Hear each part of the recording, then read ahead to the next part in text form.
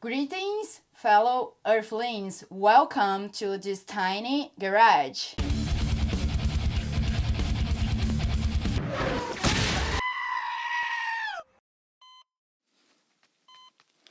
The banana's just not working. Nurse. We don't have any choice. Chicken. Good luck, Doctor. Thanks. Last week, we encountered a snag. We had these fancy Porsche tools to lock the cams, and it turns out that those tools were for a 3-chain engine, and this is a 5-chain engine, and so they didn't work. Many of you were asking in the comments, how did I end up locking the cams? And the simple answer is that I didn't lock them at all. And here's my thought process behind that. There are 3 reasons for locking the cams with that special tool. The first reason is that when you take the cam cover off and you undo the cam caps, that the cams may fall out. Now, courtesy of our engine stand, we're able to rotate that cylinder straight up in the air, and so the cams have nowhere to fall to. The second reason is that the timing may go out. Those cams may rotate separate to the IMS, and that could be bad. But I'm taking the entire engine apart, so I'm going to have to put everything back together in proper timing from the crankshaft up, and so I'm not going to worry about that at this stage. The third reason is that one side of the cams is held by the cam caps and the chains under tension, and so that when you release the tension of the cam cover, the side that isn't being held by the special tool is then free, and that could cause the cams to bend or put strain on the bearings. As you can see in the video here, when I was undoing the cam cover bolts, I did them in like a diagonal pattern, piece by piece, to gradually let the pressure off the cams in an effort to not put additional strain on them. And then when I did get the cover off, you can see that the cams that would have been held by that special tool either didn't move at all or moved a very small amount. In addition, I had read on multiple forums people that do this work on a daily basis and never use any Porsche special tools. And so that's my justification at this stage for not using the special tools. I have since ordered the correct Porsche special tools to do the timing on this car. They're in the mail. Hopefully they will be here in time to do bank 2. Anyway, we got work to do. Next then, in the workshop manual, it says to take off the knock sensor for bank 1.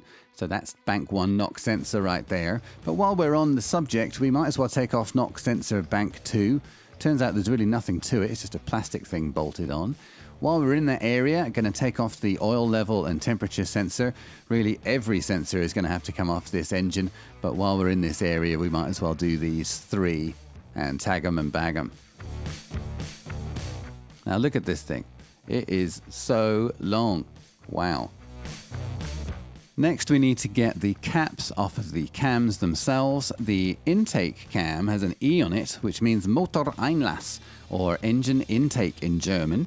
And then on the exhaust cam, the cap says A for Motorabgas, which is engine exhaust in German.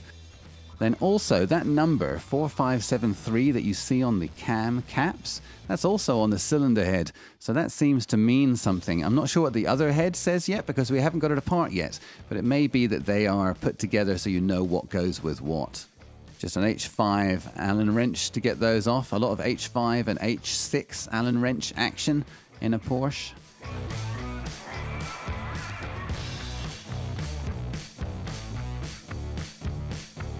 And then those caps are pretty tight, just using a little screwdriver there to push the ends up, and they came off.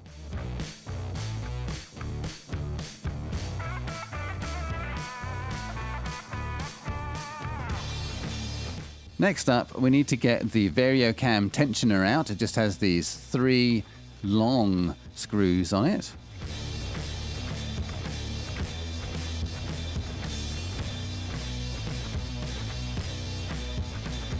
Now the camshaft primary chain sprocket is that guy right there. In the manual it says to do the timing you can loosen that, and you can see how it would move in those slots, so I kind of understand that a little bit. We have to undo that all the way, but before undoing it all the way, I'm marking up with white out kind of where everything was. I didn't realize at this time that there was these timing dots. You can see them there. Each of the cams has a dot on the end that you're supposed to use to line up the timing. Now I know from reading ahead in the shop manual that those 2 dots are supposed to line up with these 2 different colored links on the chain. and they don't. They're on the opposite side of the chain.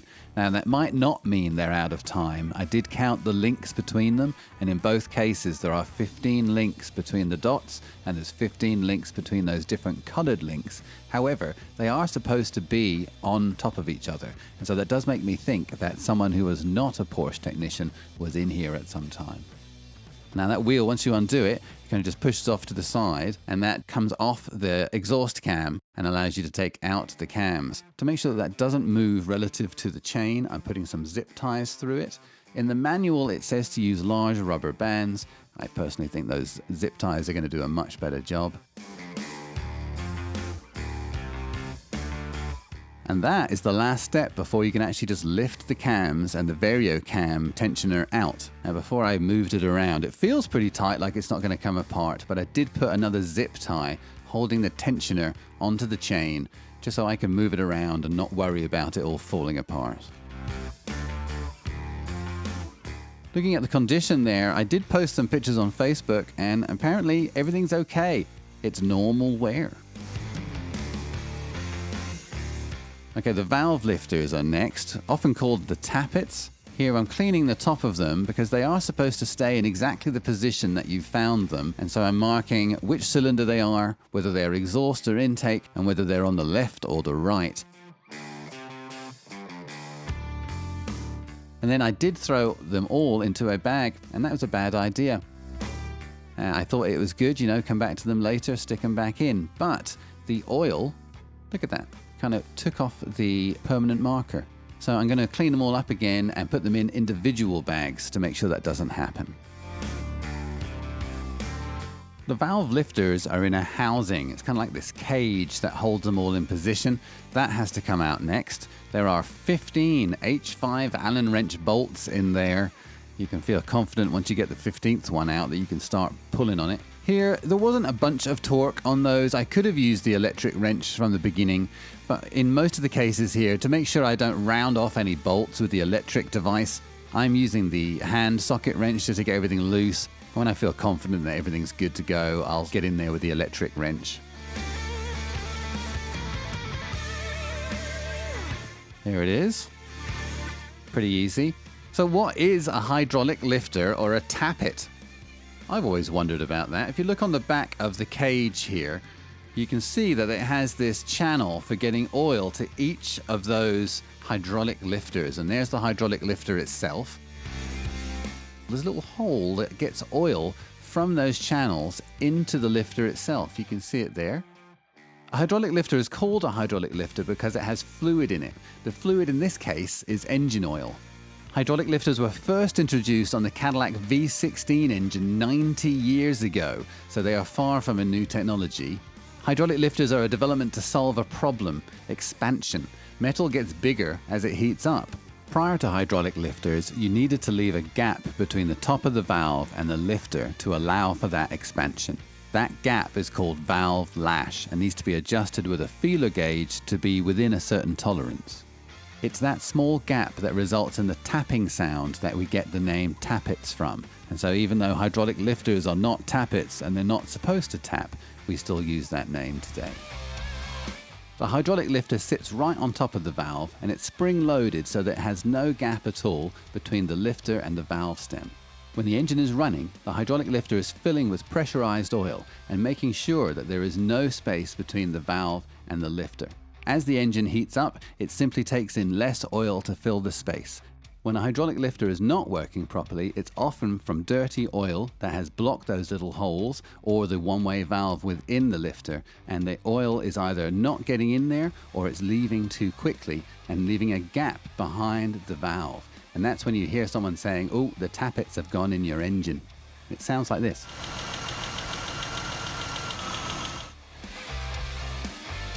Okay, we're into the cylinder head now. Exciting stuff. On the outside of the cylinder head, there are 3 small H5 Allen wrench screws. You can see the 2 there that I'm currently working on in the inset photograph. Then we get out this big boy, this T55 Torx wrench. And these are the main head bolts that I'm working on here. There are 4 of them for each of the cylinders, so 12 total. And those had a lot of torque, arguably the most torque I've come across so far. I ended up not using a cheetah bar or anything, but I was close to doing that.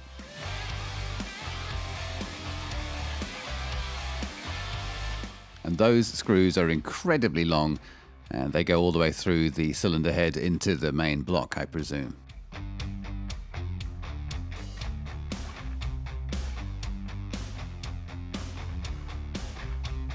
Yes, I forgot one.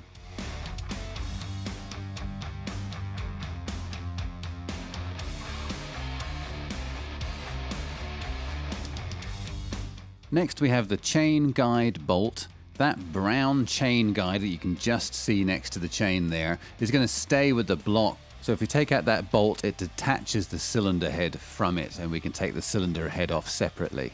Then we have the oil baffle. That's just one 10mm, and that oil baffle comes off. And then, whee! Here we go. The final cylinder head bolt is just another one of those H6s right next to where that oil baffle was.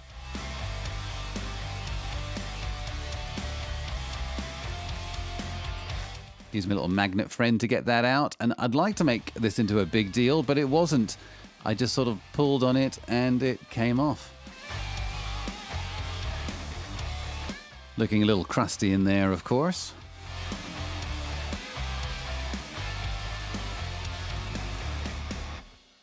Taking a look at the cylinder head here itself. Here are the valves. We've got 4 valves per cylinder. It's in reverse order there, so the one on the extreme left is cylinder 1. And while it does look suspiciously clean, that's simply because I blasted it to within an inch of its life with gallons of brake cleaner last week.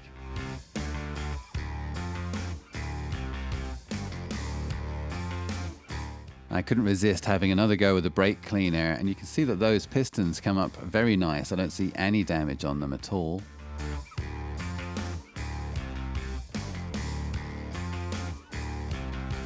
Looking to the cylinder walls, which of course was a main area that we were concerned about, they really do feel smooth as glass. Now there is that one line, the mystery line. It's in the same place on both cylinders. I don't know what that means, but those cylinder walls could be a lot worse, so I'm just going to be happy about it. Unfortunately, that's all we have time for this week. Thank you very much for watching. Till next time.